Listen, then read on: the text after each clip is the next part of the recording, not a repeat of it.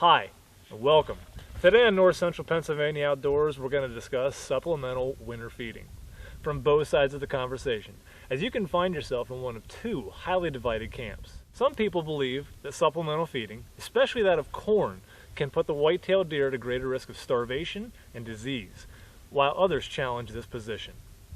No matter what people have to say on the matter, whether it's right or wrong, depends solely on your personal thoughts, your existing habitat, and that of the surrounding properties. If you have mature hardwoods, little in the way of natural browse, supplemental feeding might be discouraged. On the other hand, if your property provides adequate forage with a variety of food sources, then you should only have a few concerns. Ultimately, the decision is up to you. Supplemental feeding congregates deer within the confines of a certain area. Mange, tuberculosis, and now chronic wasting disease purportedly have greater chances of spreading when deer gather at a supplemental feeding site. The Pennsylvania Game Commission's position, in 5 simple words, according to a 2012 handout, is simply please don't feed the deer. While the threat of spreading diseases are of much concern to any outdoorsman, take this into consideration. Many states have outlawed hunters from providing supplemental mineral licks.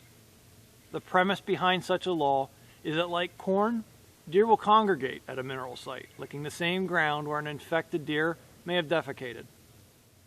CWD can be passed from animal to animal or as a result of indirect exposure to prions in the environment through contaminated feed or water sources. The infectious agent can be passed through feces, urine, or saliva. With the growing popularity of mineral supplements and Pennsylvania's acceptance of their usage, the argument could be made that the threat of disease transmission at such sites must not be significant enough to outlaw supplemental minerals within the Keystone State. Dr. Grant Woods, a well-respected wildlife biologist, was quoted as saying, "It's tough to pinpoint a correlation between feeding and CWD." Point taken. Then to nutritional survivability and the general health of deer should you consider supplemental feeding when the landscape is barren and froze solid. So far this winter hasn't been nearly as intense or as bone-chilling as last winter was, but it's pretty close. The relatively mild winter weather to date has been a big bonus for wildlife and the forest habitat. Cold weather will directly impact the amount of food an animal will consume. As temperatures plummet, deer move less in order to conserve energy and safeguard the fat reserves they were able to build through the fall. Supplemental feeding can have a negative impact when you consider the energy and risk a deer takes when leaving the safety of thick cover to seek out corn at your feeders. Maintaining a healthy core body temperature means burning valuable calories, and calorie intake is directly impacted by readily sourced food supplies. Travel to an empty corn feeder has the consequence of spent energy, and it also risks predation. According to the Pennsylvania Game Commission, in one study, supplemental feeding was found to increase the winter death rate from 25 to 42%. Another study performed in 1944 concluded that feeding serves to concentrate deer in small areas year after year, where those animals can do serious and possibly irreparable damage to native forage species, which in turn further reduces the carrying capacity of the range and makes deer increasingly dependent on supplements. There is also documentation that states it may take a deer several weeks to establish the microorganisms required to obtain nutrients from a new food source. Some studies in Pennsylvania have concluded that the death of wild ruminants while feeding on highly digestible, high-energy, low-fiber food like corn is quite possible. Thus the long-held statement that deer can in fact die of starvation with a full stomach.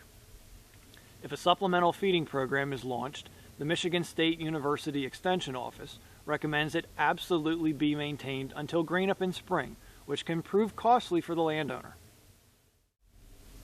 Our habitat management plan includes different varieties of late fall and winter food sources, including the remaining brassica tops and turnips that are readily available in the ground, as well as a plethora of native browse. We will often load several strategically placed feeding stations with corn and other deer feeds and then relocate trail cameras to those locations to actively monitor our deer herd activity throughout the winter. We also have the benefit of thick cover on a majority of our property, so the deer don't have to travel far to feed. Additionally, we don't have anywhere near the volume of deer that you would find on the lower lying agricultural areas of Pennsylvania, so concentration challenges are minimal here. According to Mossy Oak Biologic, one of the largest producers of wildlife seed and nutritional products, they have research from countless states that demonstrates if someone goes into a supplemental feeding program and does it right, there's a lot of benefit to be had. Dr. Woods agrees, quoted as saying, "Clearly, supplemental feeding can increase the health of a deer. It can also help a deer through the winter and take the pressure off the native habitat, such as our browse." Now, all that said, the decision to supplemental feed on your property is yours and yours alone. Like anything today, something that was once bad for you is now good for you. Until tomorrow when the experts claim in a new study, well, you know how that goes. We hope that Mother Nature's winter chill is a little more forgiving in your neck of the woods as well this year. If you take the time to feed the birds, don't forget the rest of the critters, little and big, in your area. Please, if you have any questions, concerns, or comments about the material we've talked about here today, don't hesitate to reach out and discuss any of that with us. Thank you.